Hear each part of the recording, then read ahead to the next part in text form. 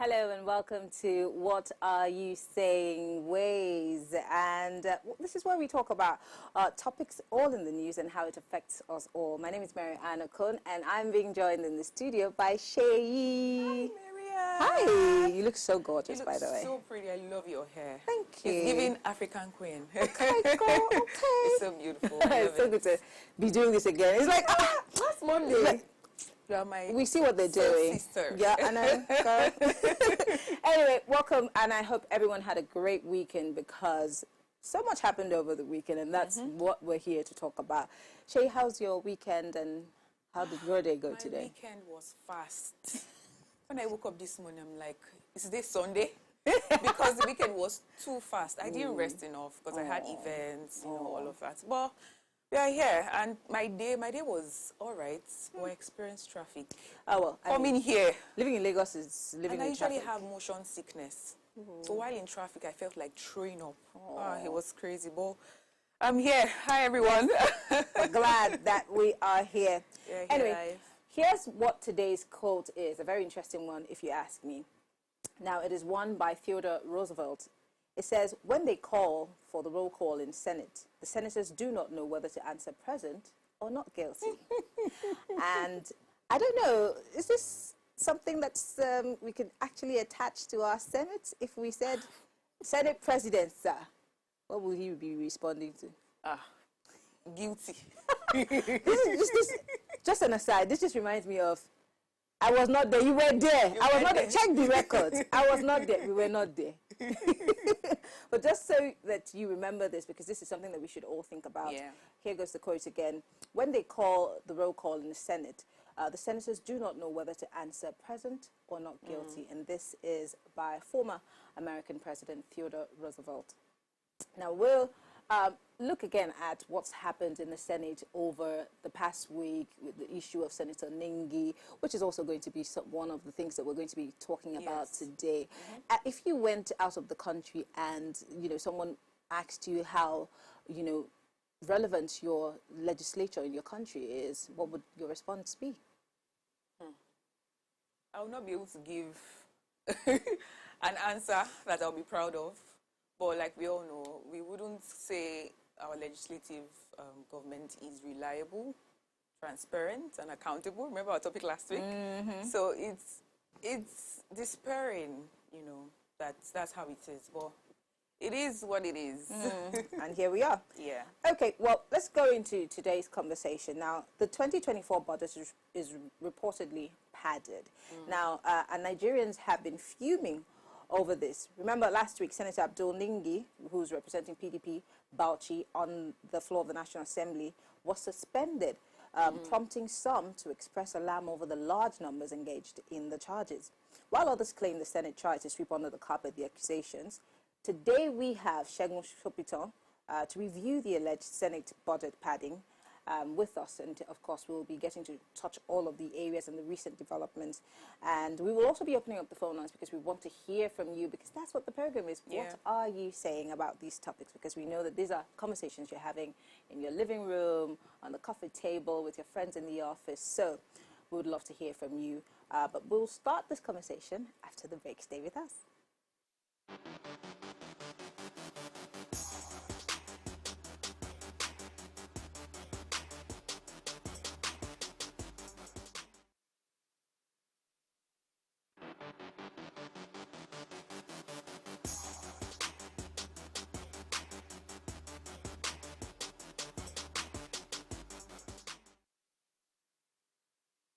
You are still watching Ways. What are you saying? Yes, the conversation is not just about us, but it's about what you are saying about the biggest stories across the country.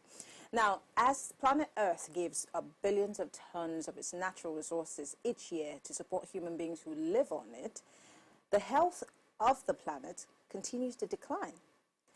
One vital way of taking care of the environment and the planet is through the practice of recycling. Global Recycling Day is here to remind individuals, organizations, corporations, and governments that recycling is a key part of our circular economy and that of humans on the planet. Global Recycling Day is meant to motivate people into taking action as they seek to help repair and restore global resources.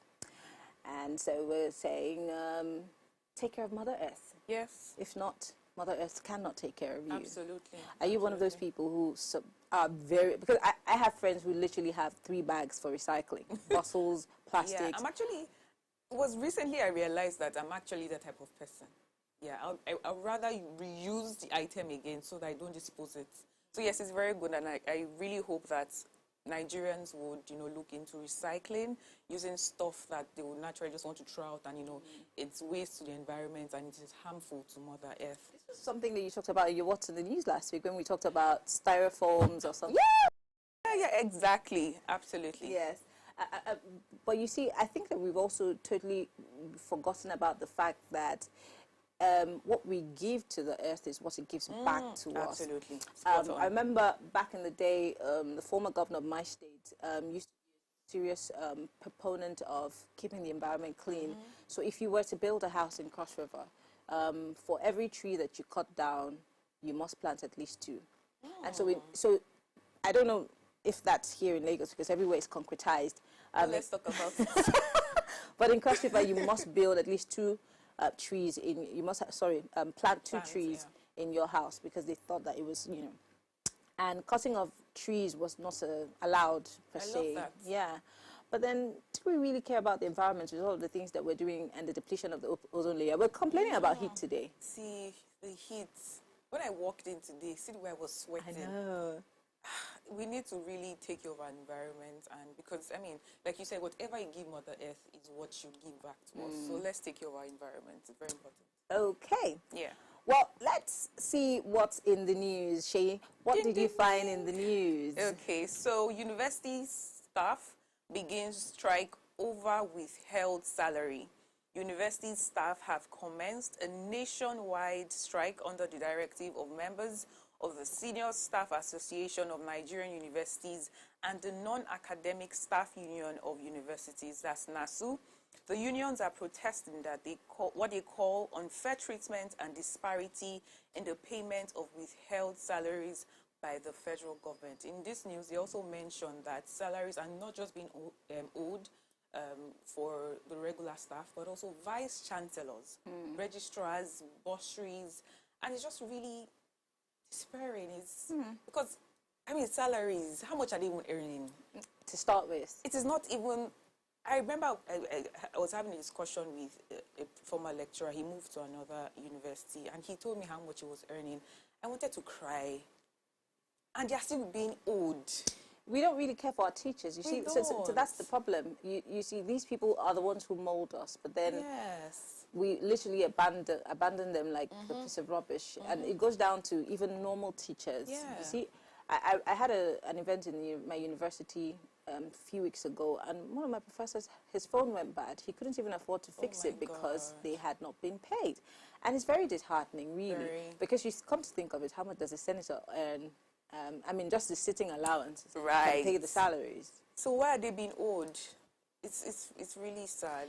Yes. It's really, really sad. But what can a strike action do? What can it accomplish? And they also mentioned that, when they informed the government that, oh, okay, this is what they want, they also went on strike for 1 week. And they said that there was no communication from the government. Nobody reached out to them to manage their expectations. It was just silence. And it just shows that, where they say where your heart is, you put, how will I put it now? You pay attention to it. So it just shows that the government isn't so big on education. But what does that do, or what does, I think the obvious answer to what does it say about us, it's obvious.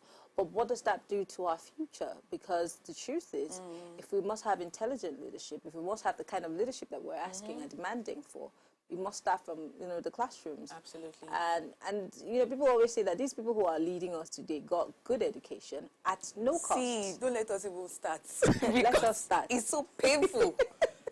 It's so painful that they enjoyed so many of these. And I was jokingly telling one of my friends that, my 20s, I'm not enjoying it. Like, I don't feel like I've enjoyed my life. Because it just feels like you're just thinking of so many things. There's a lot of things are just happening. But like, the older generations, they had things smooth. 25, they were getting married, they were settling. No, I wasn't thinking about marriage at 25. No. I'm not talking about you. I'm talking about like the older generation. I know. Yes, our parents had us when they were 21, 22. Exactly. Like life was easy. But now, yeah, I know, like, there are some things I'm just like, why am I struggling to do this? Whereas my parents or, you know, the older generations, they had it all easy. And, I mean, we'll just be hopeful and just trust that things get better. Well, you're still watching Ways. We're going to go for a quick break, and when we come back, I will tell you what I have found in the news. Stay with us.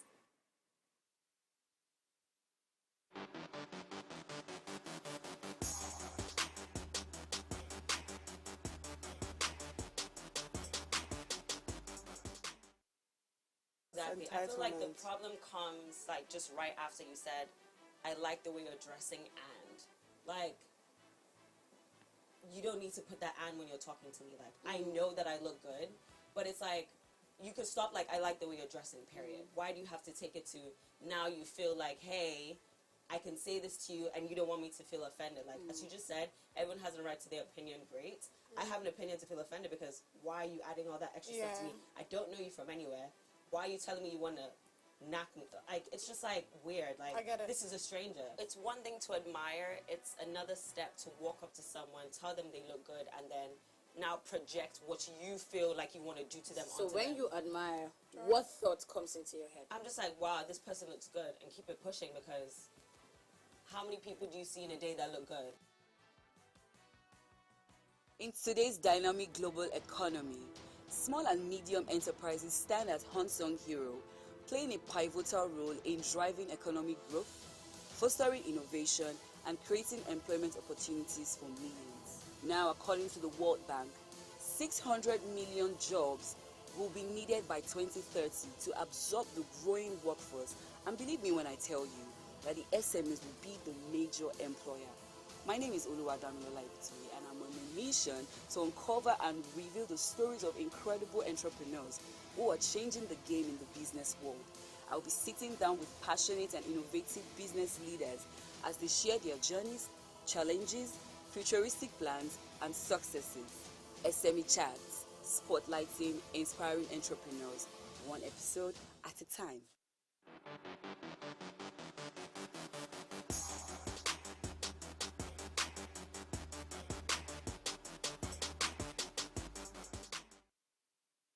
Welcome back. You're still watching Ways. What are you saying? Now, let me tell you what I found in the news. For those who have been following the stories that have been breaking since all through the weekend, Delta State has been topping, the chats when it comes to the conversations. It's trending on Twitter. It's trending on the pages of all our national dailies. Delta killings, troop occupy Okwama and raise more buildings. Wow. Now, for those of you who do not know, according to the Vanguard newspaper, residents of Okwama community in Ugeli, south of Delta State, have narrated how soldiers opened fire on them and killed about 50 persons. Not 5, 50 persons. Now, this is just as the governor of Delta State, Sheriff Oboverivori, visited the embattled community 4 days after 16 military personnel, including a lieutenant colonel, lost their lives in an ambush.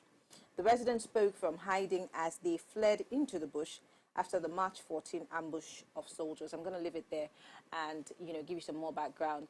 There's a video of, people in the community screaming about, the gunshots. The police also came into the picture. Okay. The situation literally is out of hand.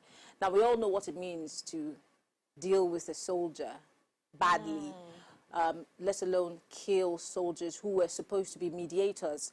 According to the random reports that we've gotten, there were the two communities in Delta State who had loggerheads over a land situation that went bad. Someone was kidnapped, allegedly, from one of the communities, and the army, the JTF, went in to mediate. Now, of course, the mediation was unsuccessful, but they wanted to leave and then come back again to see if they could, get through to them. According to reports, they were ambushed. Wow. Now, we do not know for certain if they were ambushed by those in the community, by random people, or pirates. We don't know. We really don't know, because they said when they were trying to board their boats to go back to land, they were attacked. And for me, I think my biggest Wow. question is the effrontery. I mean, I know I saw the post by the army, you know, also asking the same question. These are the people who protect and serve us so that we can actually sleep at night and be safe.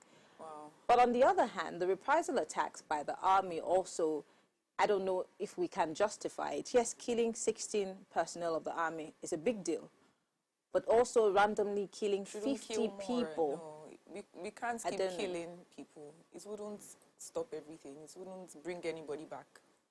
It's not the way So again, forward. I mean, maybe the community, of course, would be covering up for the people who did it, but I don't know if it's justified in a country for soldiers to open fire on its own people that is swore Civilians, to protect and serve. It makes me really wonder if we're gradually becoming a banana republic when things like this begin to happen, opening fire on your own people. I mean, our uniformed personnel get away with murder all the time. Oh, a soldier slaps you and beats you mercilessly. A police officer kicks you around, tells you, I'm going to shoot you and put the gun in your hand. There's nothing you do. You know, and it really, really calls to question where we're headed as a country. Because really, I always say that if this was a map of Nigeria and you put a pen and spin it, everywhere it faced, there's one wahala or the other. There is. As we speak right now, we have not like we don't have enough problems. We're dealing with the economy, we're dealing with terrorism, banditry. Today in Kaduna, 87 more people were kidnapped. And then now, our soldiers who were supposed to be protecting us from these bandits have been killed.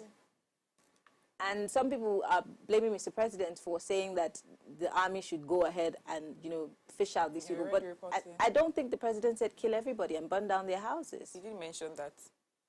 He didn't mention that. What do you think about this situation? Like I said earlier, we cannot solve the problem by killing more people. I understand that the military is upsetting because, I mean, the effrontery, like you mentioned, but that's not how to solve the situation. We need to, make investigations to be sure, okay, who did this, fish them out and let justice prevail. But by killing people randomly, it's unsafe for the people. We are dealing with a lot already in the country. Plus this, it's a lot. But realistically, do you think that anybody is going to own up to killing soldiers? Because the repercussion is going to be huge. I mean, I believe that if we investigate further, I want to believe that, we have people who do that and, be able to fish them out. I believe that if we do that, we'll definitely find them. I really believe that we actually have the power to fish them out. So killing more people, it wouldn't solve anything. It should just make people more angry. That's what it's going to cost. People will be more angry and it will lead to more violence. And that's not what we need right now.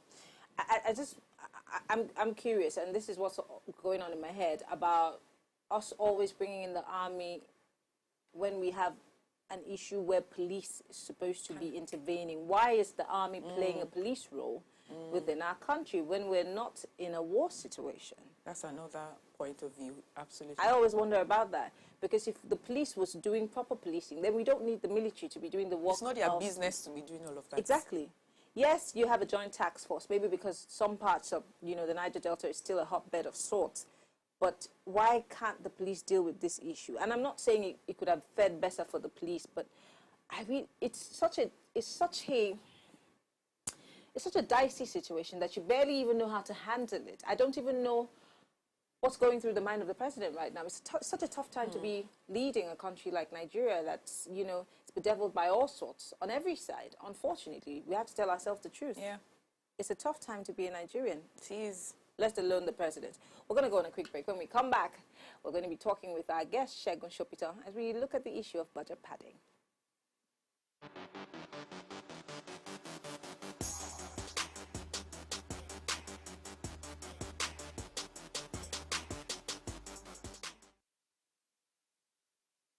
It is not necessarily like a myth, but then in some cases, like you said, like obviously I wouldn't leave a guy because he's broke. I'll leave a guy because I feel like he's not even trying to be better. Like he has no efforts, no priorities, straight, just there, and just relying on me or whatever to save him. Nah. So yeah, and the thing is that in some cases it does work. Cause say you leave a guy who's probably like broken down. I mean, like that said person could find some sort of motivation, Yeah. you know, to push themselves and get there. But it's half and half. I mean, if we're already unmotivated when I left you, how would I leave and you become motivated?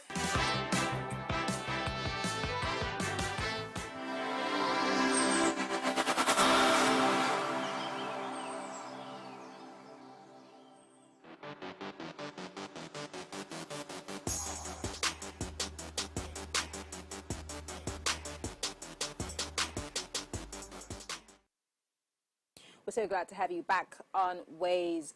It's time for us to go into our big story for today, which is budget padding. Now, the former head of the Northern Senators Forum, Senator Abdul Ningi, was suspended for 3 months due to his statement that brought to light the alleged 3.7 trillion naira padding of the 2024 budget. Now, during the discussion surrounding Ningi's accusation, Senator Jarigbe Agom Jarigbe from Cross River State disclosed that senior senators purportedly received 500 million naira in budgetary allocations for constituency projects, I beg your pardon. Now, as a result of this, further information came to light, forcing several senators to clarify the amount allotted to them. So today we're asking, what are you seeing as regards the alleged Senate budget padding? Please, let's hear from you. And don't forget, you can join the conversation by sending us an SMS or WhatsApp message to 081 803 84663. I'll take it again, 081 803 84663. Now, my guest is the chairman of Accountability, Candor and Transparency ACT Network. ACT Network is a good governance advocacy and civil society organization. My guest is a principal partner at Woodridge and Scott Consulting, a financing consulting business advisory technology strategy, and a human capital development firm. He holds several board positions in private sector firms and is an astute entrepreneur. He's a passionate believer in Nigeria and has been involved in advocacy and activism from his student days. He also is a youth development enthusiast, having mentored countless young men and women in the areas of entrepreneurship, leadership, and personal effectiveness. He's also my friend, and I love his positions when he's analyzing. Segun Sopitan, it's so good to have you join us, and Happy New Year is in order. I'm just smiling sheepishly after reading that. Hello, Mr. Sopitan. How are you doing? Happy New Year. Thank you for joining us. Segun, let's take a quick break. When we come back, I'm going to start with the big question that everyone's asking about this budget. Stay with us. We'll be right back.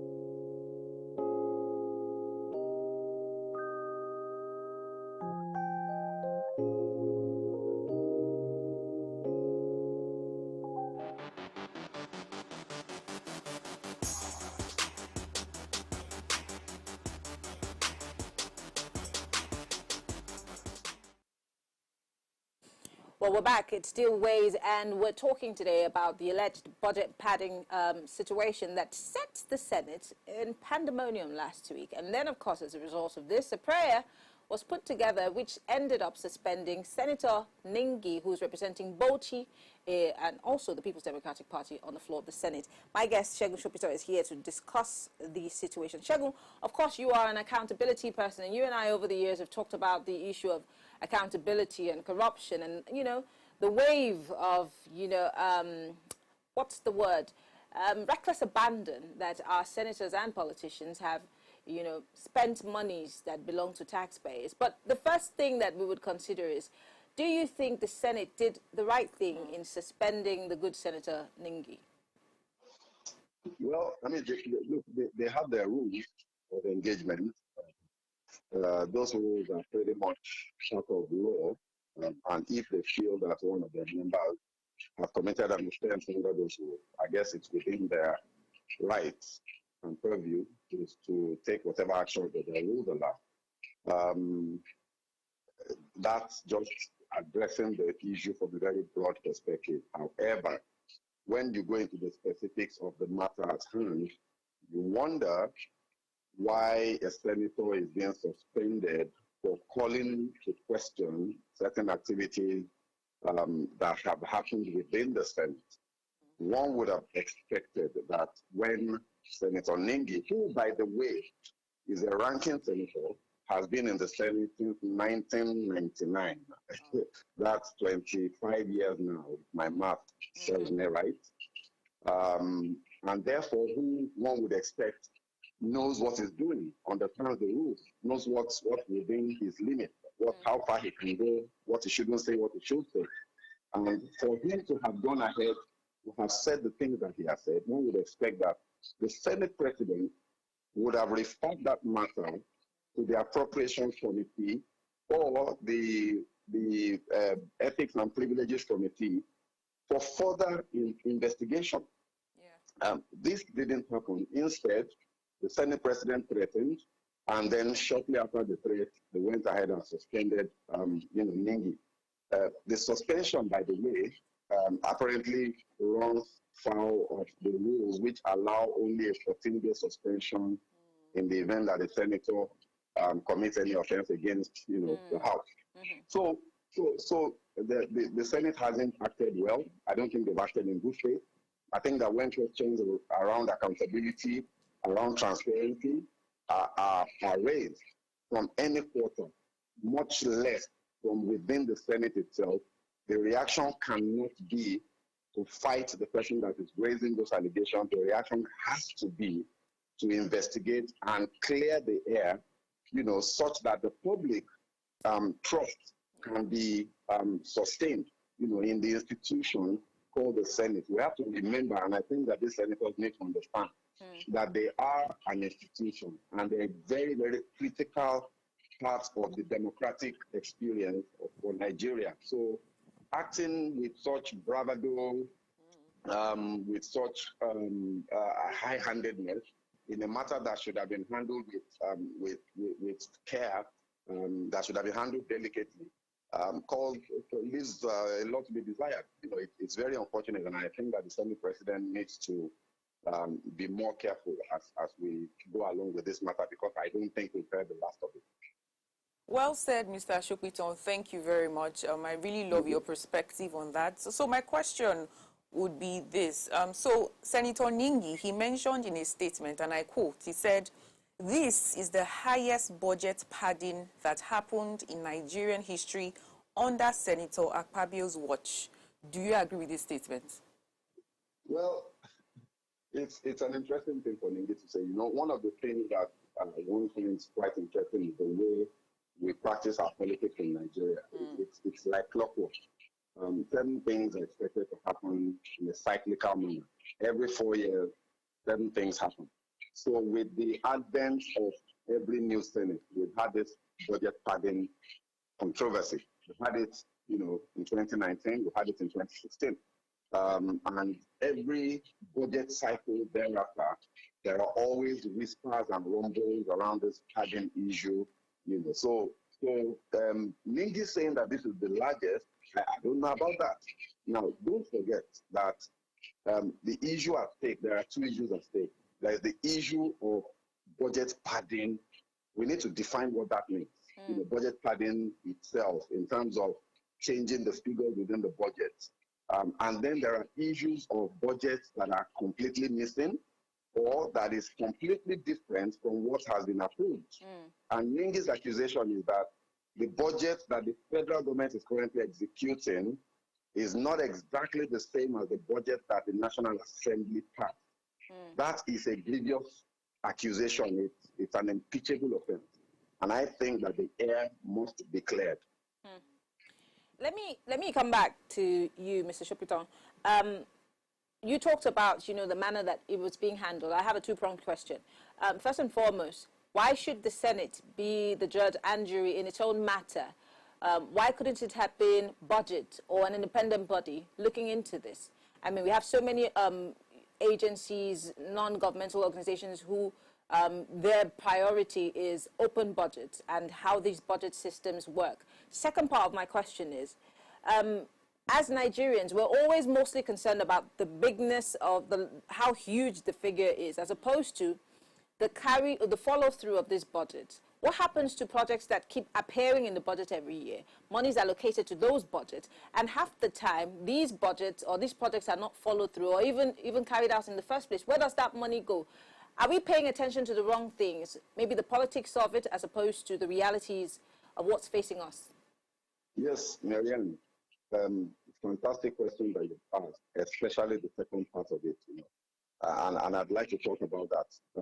So as Nigerians, we're desperately detached from the governance process, and we're suffering as a result of it.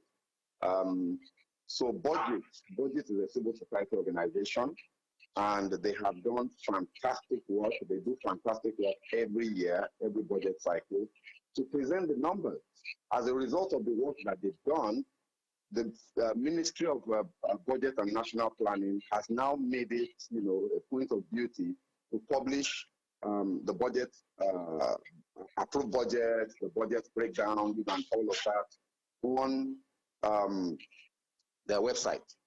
Nigerians need to be more interested in those numbers, because you see, if you open those documents, Miriam, you will cry, you will weep for this country.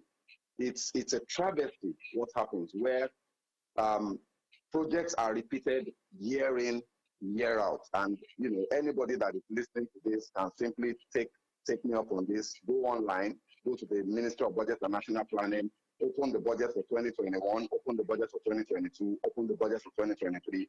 Just pick any line item and run through it. What you find is that for some of these items, the numbers simply change. So for example, you say vehicles for a particular ministry, and you find that every year they're buying vehicles. And you wonder, are they recruiting new staff every year? That's just an example.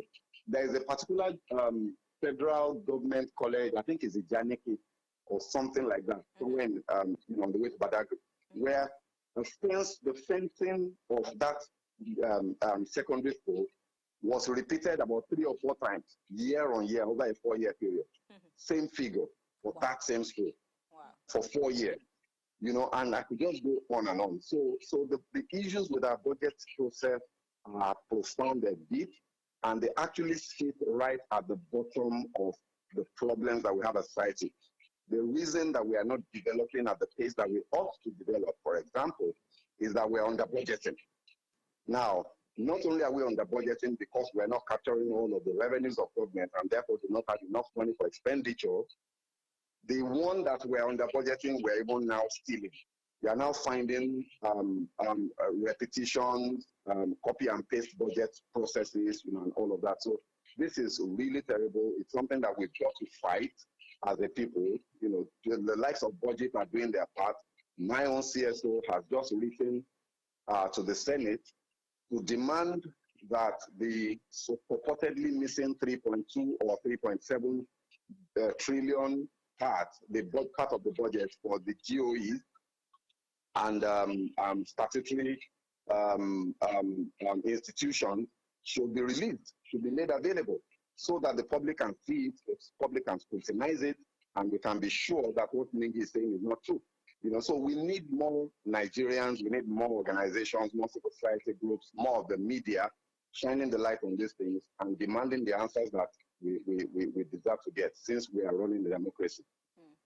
Okay, amazing, Mr. Sopitan. I love that you mentioned that the media, the masses should, hold them more accountable. So my question would be, for the masses, the people listening, how can we as citizens hold the government accountable, especially with budgeting, budgeting for the country? How can we make them to be more transparent? How can we, make them to be more accountable to us? Because this is the budget that they are creating. Majorly the monies that are put in there are taxpayers' money. So how can we as citizens, people listening and watching us now, how can we hold the government to be more accountable? So what tends to happen in other parts of the world, and I cannot say this enough, you will never get good governance without an active and engaged citizenry. So if you go to France, I like to use France as an example because those guys are super hyper active. If the government sneezes, they hit the streets and they block everywhere. to use a colloquial balance, they're very active, they're very engaged, they're very interested in the governance process, and they hold their public officials accountable. So they protest very easily over the most flimsy of things. They just hit the streets and they start a protest. A lot of times those protests even go out of control, and you do not see their police killing them or shooting them. If somebody goes out of turn and misbehaves, yeah, they get arrested, they get charged, they pay their fines, they go home. Go to other parts of the world, England, the UK, the US. What you find is that the people hold their governments accountable by making demands and asking questions, by sending letters. For example, most people listening to this call do not know the constituency office of the senators. Hey, let's not go there. Let's go there. Let's go on a break. I think we have somewhere to go. Let's go on a break. When we come back, we'll go there. We'll be right back after this break.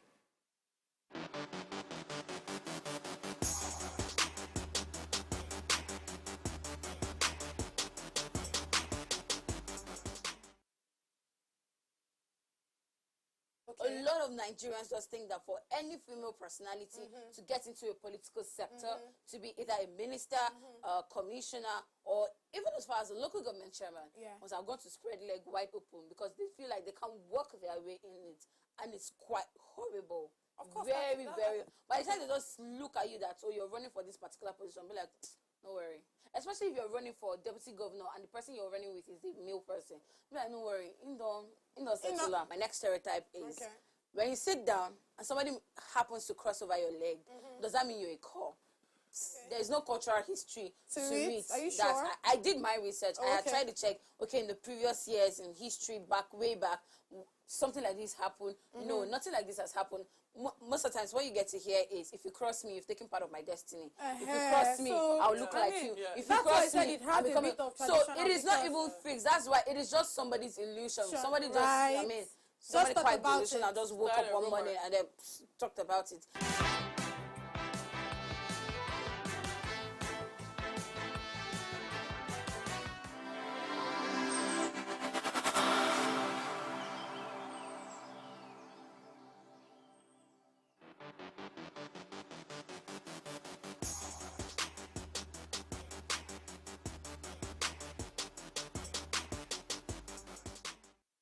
And we are back. If you're just joining us, it's Ways. What are you saying? Yes, we're asking you what you're saying about this particular topic because it affects you and me.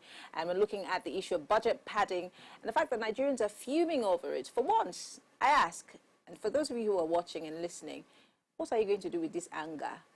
What can this anger change? What do you want to see change? Are you ready to get that change to happen? But my guest is here, Segun Sopitan, who is of ACT Network. He's been giving us some very insightful comments. Segun, you went somewhere and I want to follow you there now.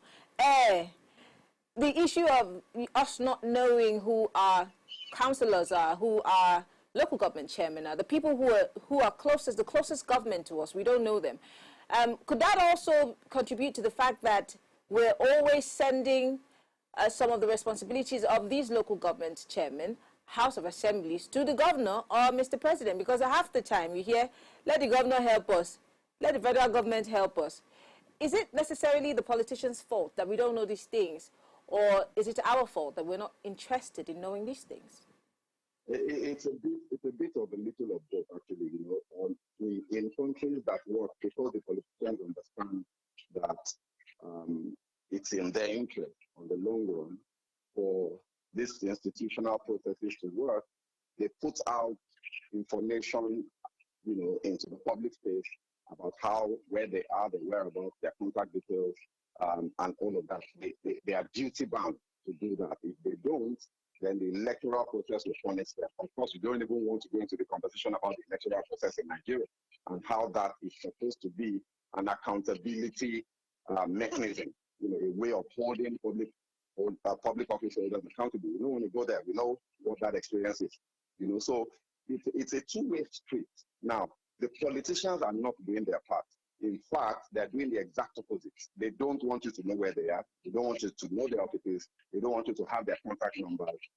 So therefore, it behoves on us as citizens to then step out and look for that information. Find out who your councillor is, find out who your local government chairman is, find out who your House of Reps member is, find out who your senator is. Does that mean we shouldn't hold the federal government or the governors accountable? No, because they also have their own role to play. But the point is, for us as citizens, it's not just about President Tinubu, it's not just about Governor Sanwo-Olu, it's also about the things that the senators and the House of Reps members and the local government chairman ought to be doing. When they're not doing it, we must demand it of them. Now, how can we do this in practical terms? I've always said that social media has provided a fantastic platform to give access that you ordinarily would never get to people that you would never have a chance to meet. So we need to use it more intelligently. And when we do, all of the times that in social media we have been united behind the cause, we have always won the battle against the politicians and against government. So we need to do that more. On this budget issue, if we trend this subject for long enough, the government will have no choice but to give us the information we need with regards to the missing 3.7 trillion naira, for goodness sake. The subsidy that was taken out, for the month of from July to December of 2023 was just about that exact figure. So we're saying that here we are suffering from subsidy removal, but somehow there's some sort of opacity around that figure of 3-point-something trillion in our budget. How can that be? So we do need to get angry. We need to channel that anger and make demands of our government. If we do it for long enough, they will concede, to our demands. But Segun, let me just, push you a bit further. They're counting on. I'm ready to bet my bottom dollar that they're counting on us forgetting it because as usual they feed us something brand new and then they move our attention away from it and then it dies down and then we go back to business as usual. So, what's the certainty that this anger is even going to catch a little bit of fire? And I'm using the word fire a little bit loosely here. There are no guarantees. Like you say, we've got a legendarily short memory as a people. Our attention span is incredibly short. There's going to be something tomorrow, and we're going to forget about Ningi. Sadly, already, the Delta issue, the Delta killings issue is trending for the right reasons, obviously. What we apparently appear unable to do as a society today is to hold 2 or 3 conversations at the same time. It looks as if it's just very difficult for us. So once something new comes, within a couple of days, the old will go away. Remember how Better Edu was trending. Just a few weeks ago, it was as if there was nothing else happening in this country. But here we are today. We don't know where Better is. We don't know what happened to that issue. And I can just go on and on and on with so many other issues that trend and just, they just fizzle out. So what I'm saying is that somehow we need to find a way to use this tool called social media a bit more purposefully so that we can hold our public officials accountable using that tool. How we're going to do that, who's going to do it, is the conundrum. I think that if we combine our efforts, if we join forces, the media and civil society in particular, we need to be more deliberate about it. And somebody's got to bear the cat. So maybe it's you, Marianne. Maybe it's Rose. Well, I'm doing my part every day, aren't I? But I'm going to allow Shay ask you a question, but let me go back to the Senate. Let's beam our light on the leadership of the Senate here again. Let's talk about Senator Godswill Akpabio and how he became the Senate president. How he became Senate president and his first actions as Senate president. Because whether we like it or not, this conversation also is going to tie to how great of a Senate president he will be in the future, and how he started, baby steps. We remember the situation of sending prayers, into their bank accounts, and how that started. And then, of course, several other things, allegations of him wanting to be impeached. What do you think the future of Akpabio will be, and what will posterity remember him for in terms of his leadership? Will he go down in history as one of the best Senate presidents, or rubber stamp like his predecessor, or maybe the most corrupt Senate president? What do you think it will be? I think that if you look at Ahmed Lawan, for example, he's gone down as just a bland, like plain white rice without any stew, if I may use that expression. He was just there. He never really did anything special. He was, almost like a lackey for the Buhari administration. Before him, we had Bukola Saraki, and you will always remember him for all of the battles that he fought, perhaps for questionable reasons, but he fought battles, with the federal government, whether for the good or for the bad of the country, completely debatable. If you now come back to Akpabio, sadly, it looks as if the path that he has adopted so far is heading towards ignominy. Is heading towards, high levels of disrepute. In the way he speaks, you remember you gave the example of the prayer sending prayers to email and all of that. What about let the poor breathe? A Senate president that laughs, that makes a joke of the suffering of his people, the people that he is supposed to be the chief representative of, And then the most recent debacle, in my opinion, was his conduct at the recent burial ceremony rites for the Herbert Wigwe, the tragedy that happened with the Access Bank MD. A man has died with his wife and his child. You've gone to that place first to make political statements, as if that was not enough. If you listen to that clip carefully, Miriam, you discover that this man actually forgot that the wife died. Yes. He was condoling the widow. Have you ever seen a place where a woman that died with her husband in the same incident is referred to as a widow? So the guy actually forgot that the wife and the child died in the accident, and yet the caskets were right there in front of him, which means he was completely disconnected from what was going on. He was existing in a parallel reality. And this is the character and the personality of the man that we have as Senate president today. I hope that he will find a way to adjust, to temper the high-handedness, the haughtiness with which he strides through the corridors of power. I hope that he understands the weight of responsibility and the weight of history that he carries on his shoulder, the burden of history. I hope he does that, but if he does not, he's definitely going to go down as the worst Senate president we have ever had, because he just simply doesn't get it. He doesn't seem to understand that he's a representative of the people, and he should be our chief champion to pursue our interests against the executive, if you like. He's supposed to be a checks and balance mechanism, but the guy is just having his merry way and having a good time. It's very unfortunate, So if you link that to what's happening with Nengi and the budget padding came right now, so he's gone ahead and suspended Nengi, and then what happens thereafter? Do we put up an inquiry? Do we find out what's happening with the budgets that have not been made available to the public? It's not as if the budget is missing. It's just that it's not been made available. And this has been a practice. And so it's important to put that out there, that this has been a practice before now, but it's got to stop. Because budget and other commentators have noted that this has been going on, and we have been saying that this is wrong. They should do it the correct way.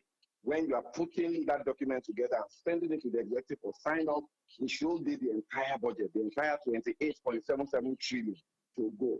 What they sent to the executive for sign off and circulated among the senators was 25.2 or thereabouts trillion, which was for the ministries, the MPAs. Yeah. For the ones for the statutory bodies, INEC, TETCON, UBEC, and all the others, they did not include in that document, which means anything that happens there is hidden away from the public scrutiny and from the public eye. Yeah. that is not good. Shay? Yeah, thank you. Thank you so much, Mr. Sopitan. Very, very insightful conversations. Okay, so my question would be, with the alleged Senate budget padding, what would be the ideal next steps for the government? What do you think should be the next steps? What should the government be doing at this point in time? Written to the Senate, we're also going to send a similar letter to the Minister of Budget and National Planning. The next step should be that they should make this budget available, open to the public eye and public scrutiny. That is very important. Yeah. And then, going beyond that, I think it's also an opportunity to then talk about the entire budgeting process and to find a way, by any chance, by any stroke of law, that we will have President Bola Ahmed Tinubu change the budgeting process for 2025. We're already in March. Yeah. Before you blink, it will be April, Absolutely. and then it will be time to start the budgeting round for 2025. Can we, for goodness sake, have a budget that is not copy and paste? When President Muhammadu Buhari came in his first coming as a civilian president in 2015, one of the things that they promised, they inherited the budget from the Goodluck Jonathan administration, the budget of 2015, which had been passed in 2014. They promised two things. They promised that the budget cycle will be aligned to become January to December. In other words, the budget would always be passed before the end of December, which they achieved to their credit. The second thing that the President Buhari then promised was that we were going to do a zero budgeting approach, where you would basically empty the envelope and start every project from scratch. This is what was promised. It never happened. We went back to the same cyclical budget where it's incremental. You simply pick last year's projects, and then you check how much implementation has happened, and then you add to it, and you present the document for approval. That's what we have been doing since then. So Buhari did not fulfill that promise. Can President Bola Ahmed Tinubu actually dare this huge dragon called the Nigerian budgeting process and actually reform it? Can he take the same boldness that he used to say subsidy is gone to deal with the budgeting process so that we can kill the terrible corruption, the terrible opacity that process represents? Segun, I'm so sorry to talk over you. I have to come in here. You literally tickled my fancy. When you say that the president needs to deal with, he has to. But the president is the same person who told us a few months ago that he was going to deal with the cost of governance by reducing the number of people he traveled with. 2 weeks, 3 weeks down the line, he went down to Imo State with more than he should, and we've seen that continuously play out. How are we going to trust that the president can do anything if every promise he's made, he's broken himself? For example, the president or the presidency told us that the ban was lifted with Qatar, and then few weeks later, a few days later, they backtrack. There have been so many things. Look at NEL Fund. The student loan fund was supposed to kick off in January. It didn't. They were supposed to launch it this month. It didn't. It was suspended indefinitely. How can we trust that the president will do anything that he's promised if he hasn't been able to keep any promise whatsoever? Sadly, the reason he's not keeping his promises is that those promises are not well thought out before they are made. Almost every single thing, almost every single pronouncement, all of the policies, it's clear that they were not well thought through. And I find that surprising because there's actually a policy document that had been in place before he won the elections. There was a document the Policy Advisory Council had put together, and all of these things that the president is rolling out are actually contained in that document. But he's not following the content, because I've looked at that document, and the document is not really a bad document. Maybe there are a couple of things that could be done better. Maybe you could have more thoroughness. But the president is just simply not following the template of his own planning team. So the question is why? So that's why he's breaking so many promises. But, well, the fact that he's breaking those promises, Marianne, does not mean we should not continue to make demands of him. So I am saying regardless of whether he has kept his promises, regardless of whether he has related with us with candor, with honesty. We must continue to make demands. And I'm saying right now that the president needs to tackle the corruption in the civil service, tackle the corruption in the budgeting process. The basis for a lot of the things that happen with funds getting missing starts with the budgeting process. So if the president is able to take that one single thing on and win, he would have done something fundamental, because what that would mean is that the 28 trillion naira that we say we are budgeting will actually be used for Nigerians, will actually go down and affect development, of the economy and affect development of the people. So that's very fundamental. Whether he then goes on to do it or not is a different question, but we must ask him to do it. Well, this is obviously a clarion call to all Nigerians to be ready to put all their leaders on their toes, from the local levels to, the state levels and to the federal level, because we cannot leave any stone unturned. Okay. Well, I want to say thank you. Segun Sopitan of ACT Network. Thank you so much for joining us on the show. We appreciate it. Thanks, sir. It was a pleasure. Have a wonderful evening. All right. Well, before we go, please do ensure to follow us on Instagram at Ways Show Africa and Official Upgrade TV. You can also interact with us further, drop a comment, and most importantly, follow all our social media engagements. And remember to like, share, and comment. Even invite your friends to watch and be a part of the conversations. Make sure they also follow us. Now, if you missed today's quote, here it is again. When they call the roll call in the Senate, the senators do not know whether to answer present or not guilty. That's just it leaves us laughing. Yeah. Well, I want to say thank you, Sheyi. This has been a great show. Thank you, my soul sister. I know. But we'll be back tomorrow. Yes, of course, with the Way Show. I might not be back, but yes, we'll be back. The conversation continues. My name is Mary Ann O'Cone. And my name is Sheyi Olayera. All right. Thank you for joining us. Have a beautiful evening. Bye-bye.